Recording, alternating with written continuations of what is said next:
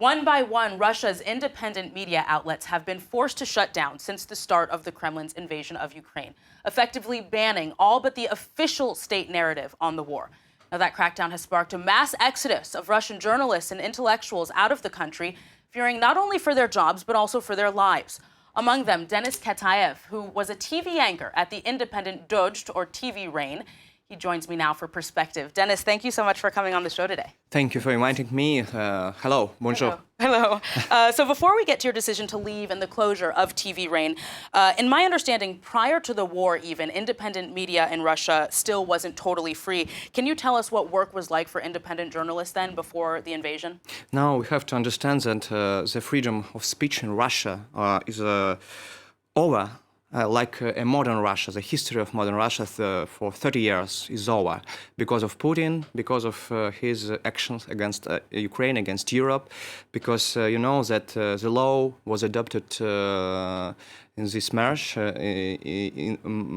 against fake news, because we can't use just word the war, because we can't call the war as a war.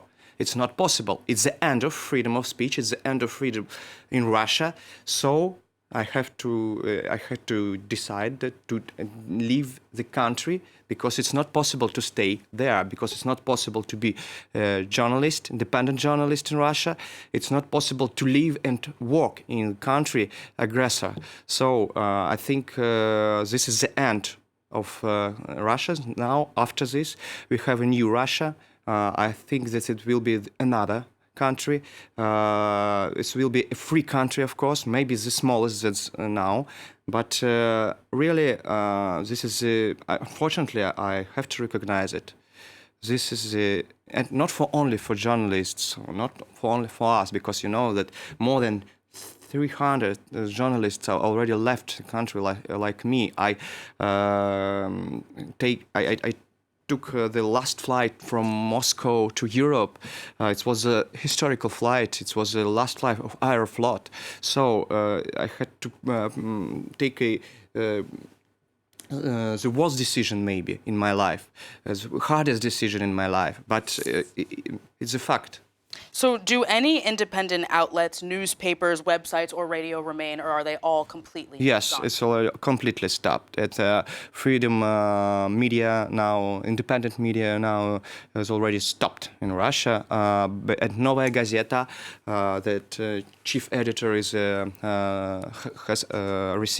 had received the Nobel Prize, now is stopped already, and we see that Novaya Gazeta just opened in Europe, like Dozhd TV, our channel. We will create the offices in Europe, maybe in Paris, as for me, after in Amsterdam, maybe Riga and other cities. So we'll create something in Europe to continue our work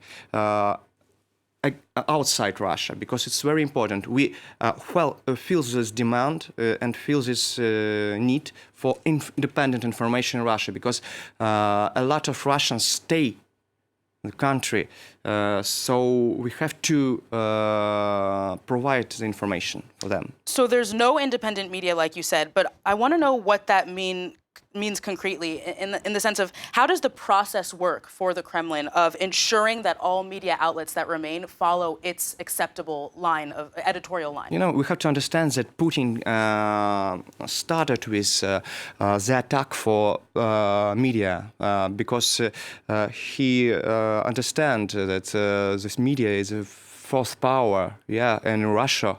Of course, so he understood it, and he started his government from the closing of one of the most influenced news channel in Russia, NTV.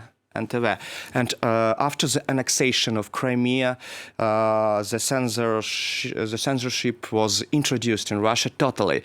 A lot of laws were adopted by parliament against us, against independent journalists, like a law that recognized the foreign agents.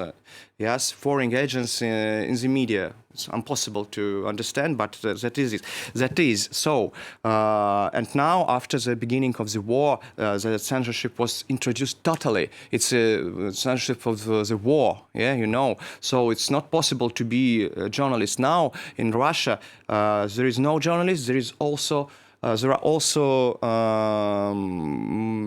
the member of the parliament, the member of the government, the member of the Putin's team. It's not journalists. There are not journalism in Russia now. So what does the state media coverage of the war look like at this point? If you're an average Russian and you turn on your TV or you read the remaining newspapers, Yes. what is the picture that's being painted for them? If you have a demand for independent information, you can do it. You can use some technical tricks like VPN, yeah, like Telegram, because it's not possible to close Telegram in Russia. It's not possible to close VPN. So in China, we have this example, yes, and Iran also. So we have the experience. We have to, and many Russians can use these technologies for gain the independent information, for gain news. Yeah. But if you watch the government information, what does that look like? What are they saying? How do they cover military losses, civilian losses, the bombing of cities? Information, a little bit, and so if you wanna know the real situation, you have to use these technologies. That is why I said about this, because officials said that there's no war. This is a military operation. We didn't bomb any city, civilians. No, there is no war.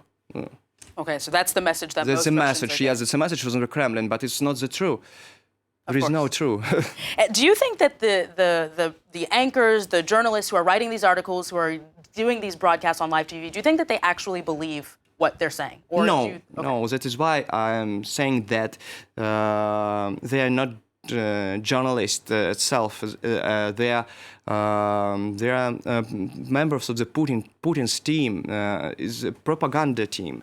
Only this. It's not a journalist. This is a task. This is a message they have to transmit. They have to broadcast this message. This message for people in Russia, ordinary people, because you know that the official channels cover more than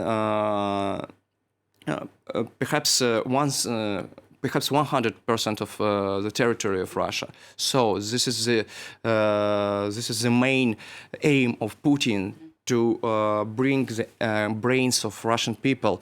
But there are a lot of young people with Soviet past in their minds.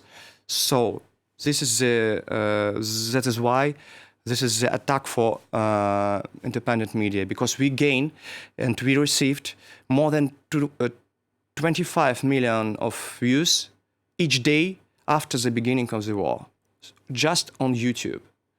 It's a very big. I think it's a very important. It's a big audience for us. It's 20 million people.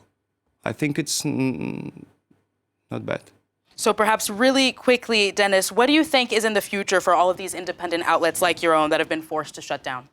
I believe that after this war, the new Russia will be, and we'll see the new Russia, because I believe in the European way of our country. And now this is the war of Putin, not just against Ukraine, not just against Europe.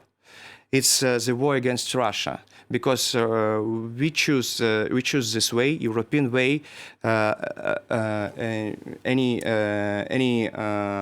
many centuries ago.